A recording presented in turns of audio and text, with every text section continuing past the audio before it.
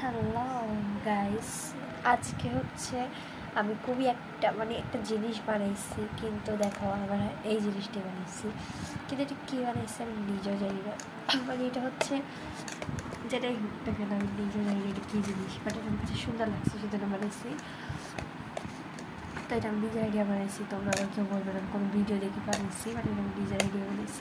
কারণ জাস্ট দুইটা জিনিস দিছি, একটা হচ্ছে আমার গলাটা ছোটো বাড়তেছে, যাই হোক, একটা হচ্ছে সাবানের ফেনা দিছি, আরেকটা হচ্ছে কী বলে যে ফুড কালারটা দিচ্ছি। এর থেকে বেশি কিছু কিন্তু কিছুই দিইনি, কিন্তু এটা কী করবো আমি কিছু জানি না, আমার কাছে সুন্দর লাগে এই জন্য বানিয়েছি। আমি বলে রাখি এটা সব হচ্ছে নিচে একদম বেশি করে হচ্ছে পানি দিয়েছে, এর কালারটা অনেক বেশি। আমাদের ফুড কালারটা অল্প দিলেই তো দেখবো যে অনেক বেশি কালার হয়ে যায়। তো এটা এরকমটাই হয়েছিল, একটা প্রাইসটার মতো রাখতেছিল। দেখো আমাদের ফুড কালারটার কারণে আমার হাতের এই অবস্থাটা হয়ে গেছে। এটা হচ্ছে রং ফুড কালারটা এক ফোঁটা দিচ্ছে আর এরকম হয়ে গেছে। বেশি করে দিলে তো কিন্তু নিজে নেবে।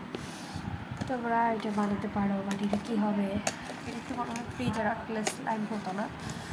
এটা কিচ্ছু দিব না, এটার মধ্যে কী দিলে স্লাইম হবে আমি এটাও জানি না।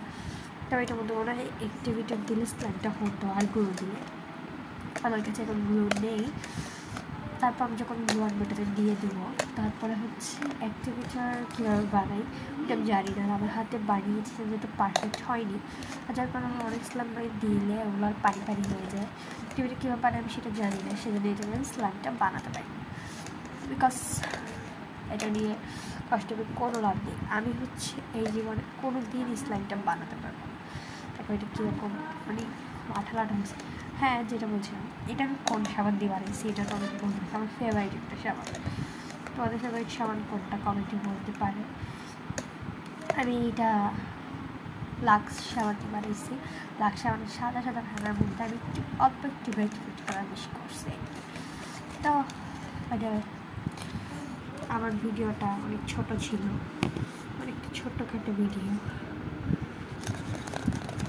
এটা যত লাগতেছি না তত বেশি পানি পানি হয়ে যাচ্ছে। এটা কি একটা হয়েছে, এটা আমি একটা ভুল করছি কি জানো, আমি যখন এটা বানাচ্ছিলাম তখন হচ্ছে এটা আমাদের অনেক বেশি সোপের বাবলটা দেওয়ার সময় কী হয়েছে, পানিটা পড়ছে। তোমরা সোপের বাবলটা দিবা জাস্ট। এটাতে কী করা যায় বলো তো, হাত ধোয়া যাবে এটা বলতে পারবো। তুমি হাত দিয়ে কোনো লাভ নেই, এত কষ্ট না করে তুমি জাস্ট নর্মালি সাবানকে বলবো হাতটা ধুও। তা আমি এটা দিকটা হাতটা, এটার সব ঠিকঠাক আছে, বাট হাত দিলে একটু গোলাপি গোলাপি হবে আর কি। এভাবে বানাতে পারবে তোমরা, but red food colour use করতে পারো। হাতের সাবানই বানিয়েছি আমি, আমার হোম মেড শেপ। কেমন লাগছে বলো? Bye bye, I purple you.